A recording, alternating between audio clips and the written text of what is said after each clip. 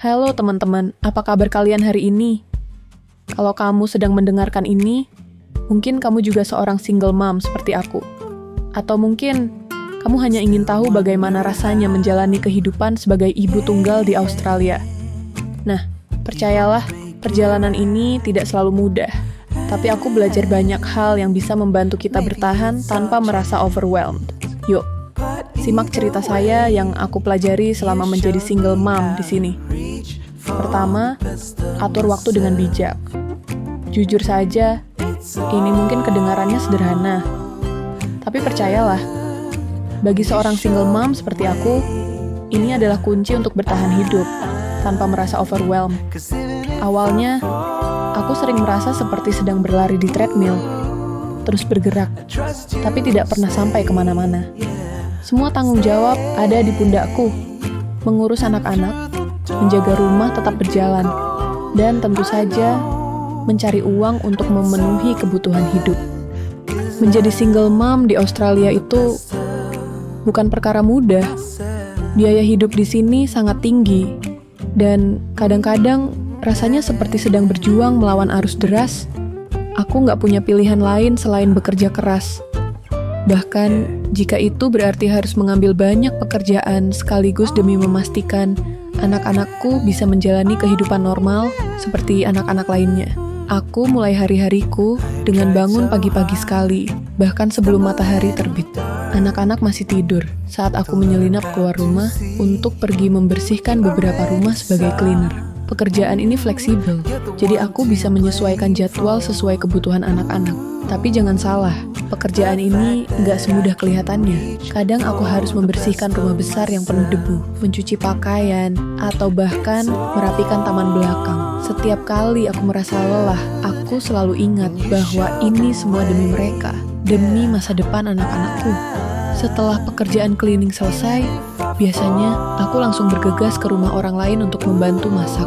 Kadang-kadang, aku diminta membuat makanan sederhana seperti lasagna, sup ayam, atau bahkan kue untuk acara keluarga mereka.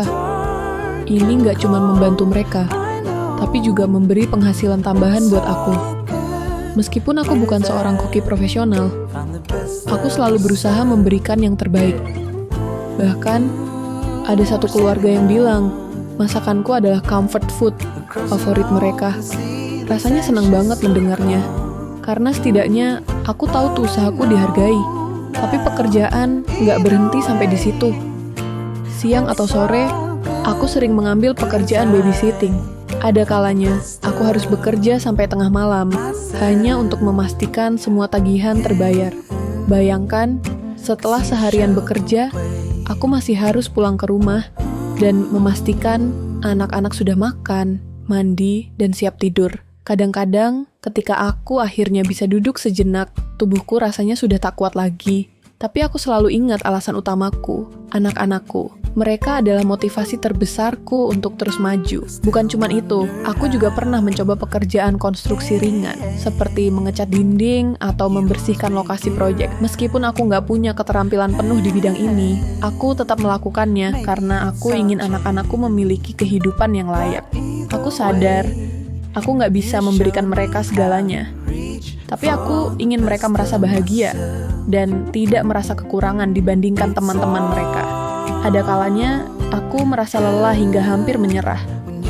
Tapi setiap kali aku melihat senyum anak-anakku, aku ingat bahwa semua perjuangan ini bukan untuk diriku sendiri, melainkan untuk masa depan mereka. Semua ini nggak mudah. Apalagi sebagai seorang wanita yang harus berjuang di tengah dunia kerja yang keras. Ada kalanya aku merasa seperti sedang berdiri di tepi jurang hampir jatuh. Tapi kemudian aku ingat, aku nggak boleh menyerah. Aku harus kuat, bukan hanya untuk diriku sendiri, tapi juga untuk anak-anakku. Mereka adalah alasan mengapa aku bangun setiap pagi. Meskipun tubuhku terasa begitu lelah, kuncinya adalah membagi waktu dengan baik. Misalnya, saat anak-anak sekolah, aku gunakan waktu itu untuk bekerja. Kalau ada pesanan masak, aku biasanya mempersiapkannya di malam hari setelah anak-anak tidur. Kadang-kadang, aku juga harus melewatkan waktu istirahatku sendiri. Tapi aku selalu berusaha untuk tetap fokus pada tujuan utamaku.